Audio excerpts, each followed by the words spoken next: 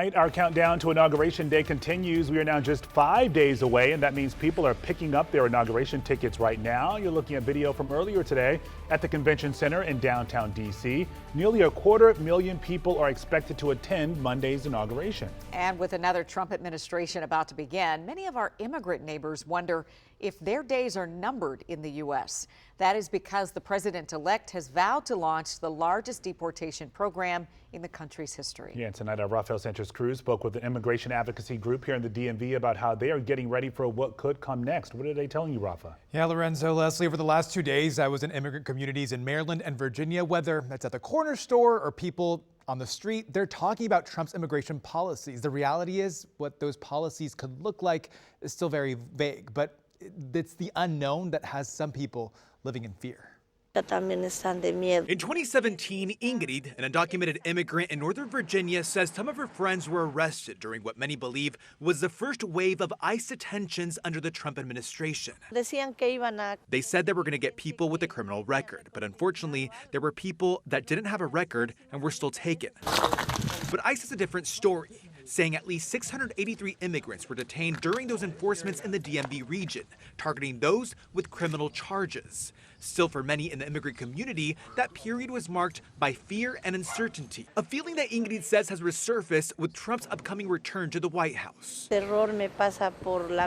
Terror. It passes through my mind, my body, everywhere, because sincerely, we don't know what's going to happen. We've seen an increase in, calls. Ama Frimpong is the legal director for CASA, the largest immigration advocacy group in the DMV region. We're seeing reports that there might be raids even as soon as next week. The Migration Policy Institute estimates that nearly 500,000 undocumented immigrants live in D.C., Maryland, and Virginia. We are activating defenders networks so that in the event of a raid, targeted action, whatever it might be, if ICE is present somewhere, we know about it. CASA says they're providing targeted resources to vulnerable immigrant communities, which include Know Your Rights workshops. They have these rights regardless of their immigration status, right? And the first one being you have the right to remain silent. They also emphasize people's rights when it comes to searches and seizures. Do not let ICE inside your home if they do not have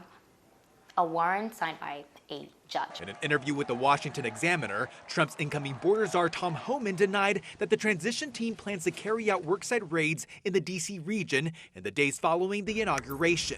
But Homan also said sanctuary jurisdictions can expect what he calls collateral arrests. They're walking around with that fear, even to be out in the street. Jose Rafael says he's seen a recent shift among the immigrant community in Alexandria.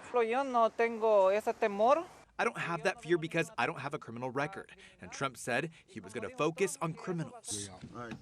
Yeah, I heard that time and time again. People are hoping that those deportations only target criminals. But what Homan has signaled is that if officials find other undocumented immigrants while they're targeting the criminals, they also will be arrested. Leslie? Yeah, these are some complicated days moving forward for sure, Rafa. Thank you.